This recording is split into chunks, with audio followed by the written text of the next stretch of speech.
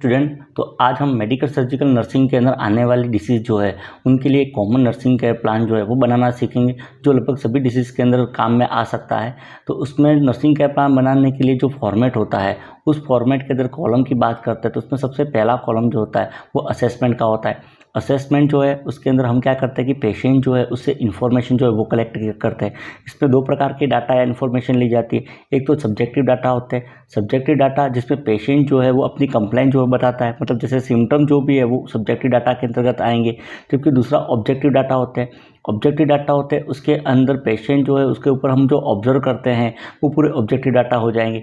मतलब एक तरह से साइन जो होते हैं वो ऑब्जेक्टिव डाटा के अंतर्गत आते हैं। तो सबसे पहले हम पेशेंट जो उसका असेसमेंट कर लेते हैं। असेसमेंट जो करने का तरीका रहता है वो ABC अप्रोच रहता है इसमें। मतलब सबसे पहले एयरवे जो उसको असेस करना है, फिर उसके ब्रीथिंग पैटर्न को असेस करना है, फिर सर्कुलेशन जो है उसको असेस करते हैं। उसके बाद पेन जो हो रहा है, डिस्कम्फर्ट हो रहा है, उसको असेस किया जाता है।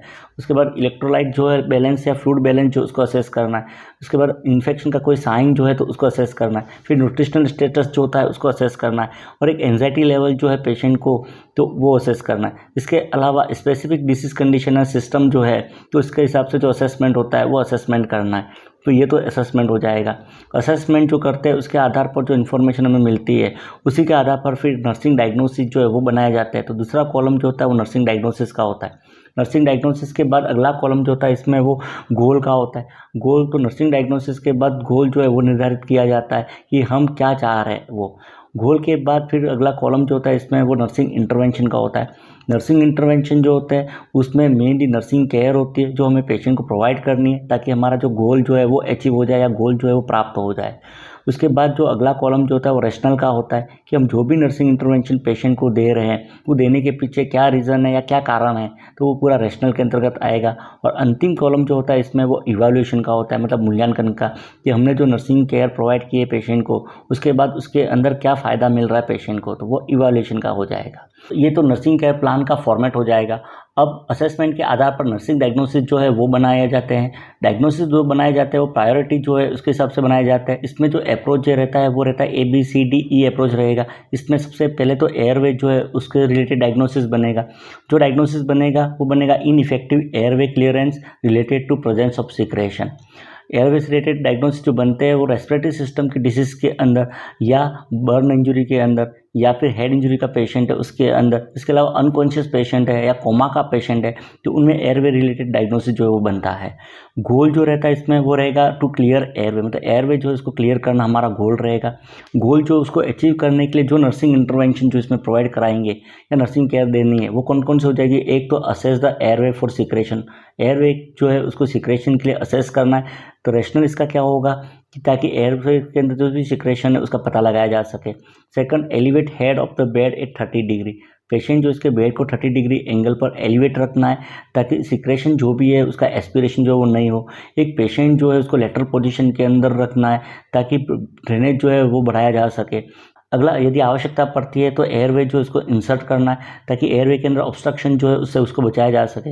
अगला, सक्शनिंग करनी है, सक्शनिंग के द्वारा सिक्रेशन जो है उसको रिमूव कर किया जाता है। इसके अलावा पेशेंट जो है उसको ओरल फ्लूइड जो है उसके लिए एनकरेज करना है ताकि सिक्रेशन जो है उसको मॉइस्ट बनाया जा सके। अगला, initiate chest physiotherapy if indicated, यदि इंडिकेटेड है तो चेस्ट फिजियोथेरेपी वो देनी है ताकि सिक्रेशन जो है उसकी मूवमेंट की जा सके और लंग्स जो है उसको खाली किया जा सके। तो ये तो पहला डायग्नोसिस हो गया। सेकंड जो देखते हैं वो में बी, मतलब ब्रीथिंग देखना है। तो ब्रीथिंग पैटर्न जो है उससे रिलेटेड जो डायग्नोसिस बनता है इसमें वो बनता है एक तो ineffective breathing pattern related to bronchoconstriction या एयरवे ऑब्स्ट्रक्शन, या इससे रिलेटेड एक और डायग्नोसिस बन सकता है डिस्निया रिलेटेड टू ब्रोंकोस्पाज्मा या ब्रोंकोकंस्ट्रिक्शन, या एक और बनता है impaired gas exchange related to bronchoconstriction या एल्वियुलर डैमेज। ये डायग्नोसिस में बन सकते हैं। Infective breathing pattern related diagnosis जो बनता है वो यूजुअली रेस्पिरेटरी सिस्टम की डिसीज कंडीशन के अंदर, ब्रेन जो है उससे रिलेटेड कोई डिसीज कंडीशन है, नर्वस सिस्टम की डिसीज कंडीशन है, हेड इंजरी के अंदर, कोमा का पेशेंट है उसके अंदर, अनकॉन्शियस पेशेंट है उसके अंदर, या बर्न का पेशेंट जो है उनके अंदर ये डायग्नोसिस ज़्यादातर बनता है। इसमें जो गोल रहता है वो रहता है इम्प्रूव ब्रीथिंग पैटर्न जो है वो इसका जो गोल अचीव करने के लिए जो नर्सिंग इंटरवेंशन जो इसमें रहते हैं वो रहते हैं असेस ब्रीथिंग पैटर्न जो है उसको असेस करना है ताकि ब्रीथिंग पैटर्न जो है या ब्रीथिंग डिफिकल्टी का पता लगाया जा सके। एक place the patient in Fowler position, तो पेशेंट जो उसको हाई फाउलर पोजीशन जो है वो देनी है ताकि लंग्स जो उसका एक्सपेंशन हो सके। एक पेशेंट जो है उसको डायफ्रामेटिक ब्रीथिंग जो है और पर स्लिप ब्रीथिंग जो है उसके लिए एनकरेज करना है, जिससे क्या होगा कि एक्सपायरेशन जो है इंस्पायरेशन उसको बढ़ाया जा सके। एक encourage deep breathing exercise, patient जो इसको डीप ब्रीथिंग एक्सरसाइज जो उसके लिए एनकरेज करना है ताकि इंस्पायरेशन जो है उस टाइम को बढ़ाया जा सके।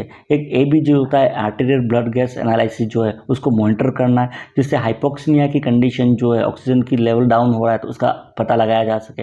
इसके अलावा ब्रोंकोडाइलेटर जो होते हैं एज पर डॉक्टर के अनुसार ब्रोंकोडाइलेटर देने ताकि एयरवे जो है उसको डायलेट किया जा सके। अगला इसमें एडमिनिस्टर ऑक्सीजन एज नीडेड, आवश्यकता के अनुसार ऑक्सीजन जो है वो एडमिनिस्ट्रेशन करना है ताकि हाइपोक्सीमिया जो है उसको करेक्ट किया जा सके।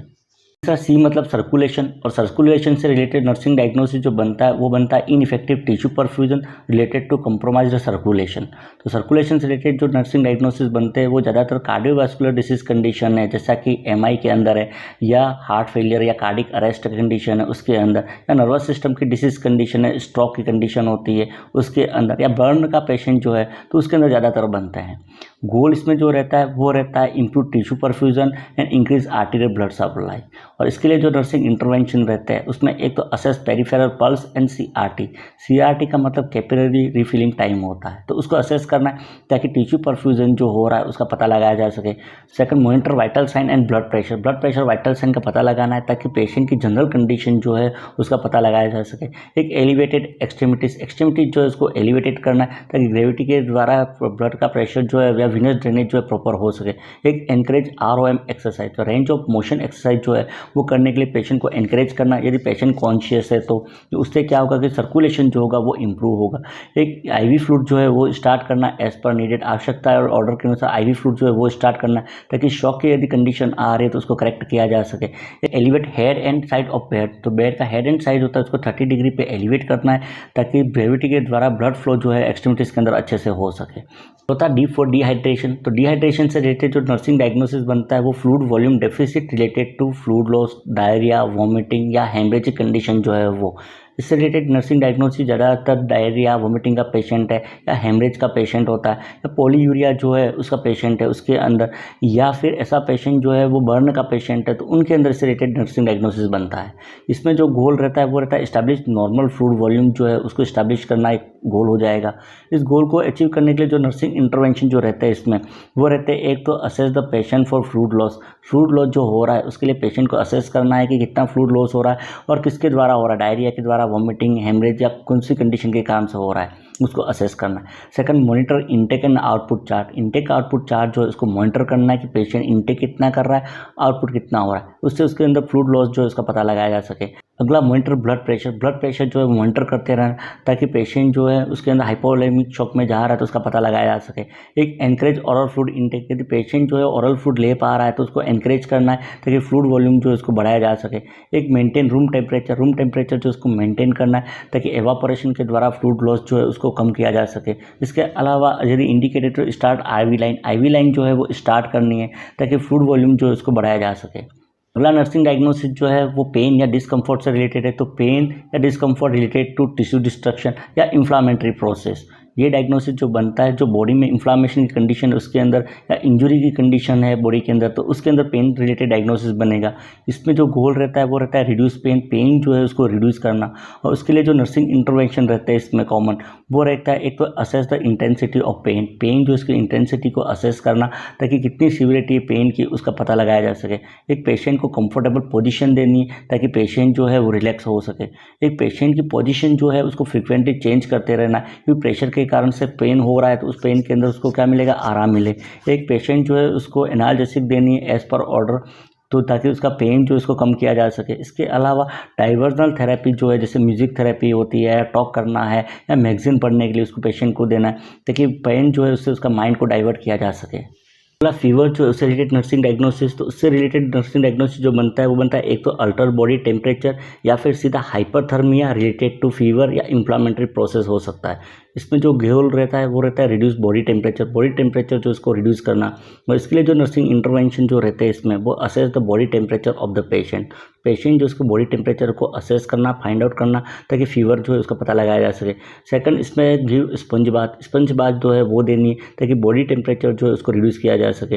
अगला, पेशेंट ऑरल इंटेक कर रहा है तो प्लेंटी ऑफ फ्लूइड जो है वो देना है ताकि टेम्परेचर जो है उसको रिड्यूस किया जा सके। एक पेशेंट जो है उसको वेल वेंटिलेटेड एनवायरनमेंट जो है उसके अंदर रखना है ताकि कूल एयर के कॉन्टैक्ट में आएगा और बॉडी से हीट जो है उसका लॉस हो सके। एक पेशेंट जो है उसको as per order antipyretic drug जो है वो देनी है ताकि उसका बॉडी टेम्परेचर जो है उसको रिड्यूस किया जा सके। अगला नर्सिंग डायग्नोसिस जो है वो पेशेंट का न्यूट्रिशन स्टेटस जो है उससे रिलेटेड रहेगा। तो इससे रिलेटेड नर्सिंग डायग्नोसिस जो बन सकता है वो है alter nutrition less than body requirement related to anorexia, vomiting, nausea. इससे रिलेटेड नर्सिंग डायग्नोसिस जो है वो लगभग सभी डिसीज़ के अंदर बनता है, खास करके जीआई सिस्टम की डिसीज़ कंडीशन उसके अंदर, कार्डियोवैस्कुलर डिसीज़ कंडीशन उसमें, बर्न का पेशेंट उसके अंदर, या नर्वस सिस्टम की डिसीज़ कंडीशन है उसके अंदर ये बनता है। इसमें जो गोल रहता है वो है न्यूट्रिशन स्टेटस जो है पेशेंट का उसको इम्प्रूव करना और नॉर्मल बॉडी वेट जो है वो अचीव करना। इसमें जो इंटरवेंशन जो रहेंगे उसमें एक तो assess the patient nutrition status, patient का न्यूट्रिशनल स्टेटस जो है उसको असेस करना है, उसके वेट जो है उसको मॉनिटर करना है।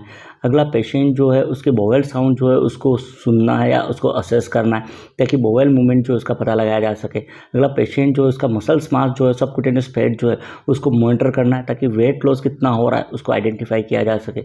अगला, पेशेंट जो है उसको स्मॉल और फ्रिक्वेंट डाइट देनी है, अच्छी गुड ओरल हाइजीन जो है वो प्रोवाइड करवानी है। एक पेशेंट जो है उसको लाइक और डिसलाइक क्या है उसको पूछ लेना है।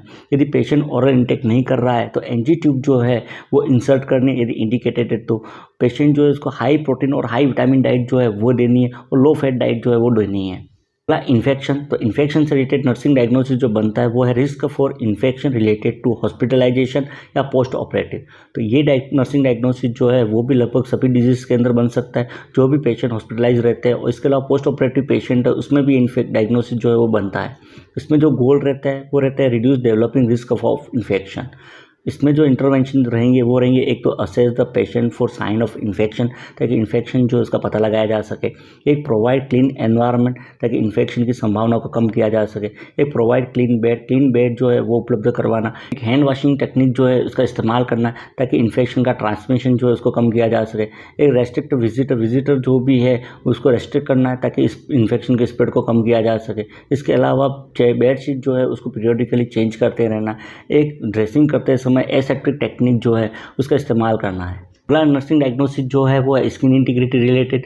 तो उससे रिलेटेड नर्सिंग डायग्नोसिस जो बन सकता है वो बन सकता है impaired skin integrity related to prolonged immobilisation या बेड रिडन जो है वो। ये नर्सिंग डायग्नोसिस जो है वो ऐसा पेशेंट जो लंबे समय तक बेड पर रहता है, जैसे पोस्ट ऑपरेटिव पेशेंट है, बर्न का पेशेंट होता है, फ्रैक्चर जो उसका पेशेंट होता है, या अनकॉन्शियस पेशेंट होता है, या कोमा का पेशेंट होता है, स्ट्रोक का पेशेंट है, तो उनमें ये नर्सिंग डायग्नोसिस बनता है। इसमें जो गोल रहता है वो है इम्प्रूव स्किन इंटीग्रिटी, और उसके लिए जो नर्सिंग इंटरवेंशन रहते हैं वो रहते हैं, एक तो assess the patient skin for bed सोर जो है उसके लिए पेशेंट की स्किन को असेस करना है। एक, पेशेंट की पोजीशन जो है उसको फ्रिक्वेंटली चेंज करते रहना है। अगला, पेशेंट जो है इसको रिंकल फ्री बेड जो है वो प्रोवाइड करवाना है। एक, पेशेंट जो है अनकॉन्शियस पेशेंट या बेड रिडन पेशेंट है तो उसको एयर कुशन या फिर वाटर बेड जो है वो उपलब्ध करवाना है। अगला, पेशेंट की बेड शीट जो है उसको पीरियडिकली चेंज करते रहना। एक, पेशेंट जो है उसकी बैक जो है उसकी मसाज करनी है, साथ ही साथ कोई भी इमोलिएंट या मॉइस्चराइजर जो है उसको स्किन के ऊपर अप्लाई करना। एक, गुड पर्सनल हाइजीन जो है वो प्रोवाइड करानी है। अगला नर्सिंग डायग्नोसिस जो है वो anxiety related to hospitalisation and knowledge deficit. तो ये नर्सिंग डायग्नोसिस जो है वो भी लगभग मेडिकल सर्जिकल के सभी डिसीज़ के अंदर बन सकता है। इसमें जो गोल रहता है वो है पेशेंट की एंजाइटी जो इसको रिड्यूस करना, और उसके लिए जो नर्सिंग इंटरवेंशन रहेंगे वो रहेंगे assess the anxiety level of the patient जो इसका एंजाइटी लेवल का पता लगाना ताकि एंजाइटी जो है पेशेंट की उसका पता लगाया जा सके। एक, पेशेंट जो है उसको डिसीज़ कंडीशन के बारे में बता देना ताकि उसकी जो एंजाइटी जो डाउट है वो कम हो। एक, पेशेंट जो है उसको जो भी प्रोसीजर करने जा रहा है उसके बारे में एक्सप्लेन करना ताकि पेशेंट जो है उसको एंजाइटी जो है कम हो। एक, पेशेंट जो है उसके साथ उसको एनकरेज करना है कि वो डिसीज़ जो है उसके बारे में बात करे, उससे भी उसका एंजाइटी लेवल जो है वो कम होगा। एक, पेशेंट जो है उसको रेस्टफुल एनवायरनमेंट जो है वो क्रिएट करना है एक पेशेंट जो है उसके जो भी डाउट जो है उसको ध्यानपूर्वक सुनना है और उसके आंसर देना है ताकि एंजाइटी लेवल जो उसको कम किया जा सके। एक पेशेंट जो है उसको डिसीज़ के प्रोग्नोसिस के बारे में बता देना है कि डिसीज़ जो है वो कैसे ठीक होगी, कितने दिनों में ठीक होगी, उसको एक्सप्लेन करना है, बता देना है। इसके अलावा पेशेंट जो है उसके रिलेटिव जो है उसको अलाउ करना है कि उसके साथ एक रिलेटिव जो है रुक सकता है। इससे पेशेंट का एंजाइटी लेवल जो है वो कम होगा। ये था एक कॉमन नर्सिंग केयर प्लान जो कि मेडिकल सर्जिकल की डिसीज़ के हिसाब से काम में ले सकते हैं। अगले वीडियो के अंदर हम मेडिकल सर्जिकल की जो डिसीज़ कंडीशन है उसके हिसाब से कॉमन नर्सिंग केयर प्लान कैसे बनाए उसके बारे में बात करेंगे। मिलते हैं अगले वीडियो में। नर्सिंग रिलेटेड वीडियो देखने के लिए चैनल को सब्सक्राइब कीजिए। Thank you.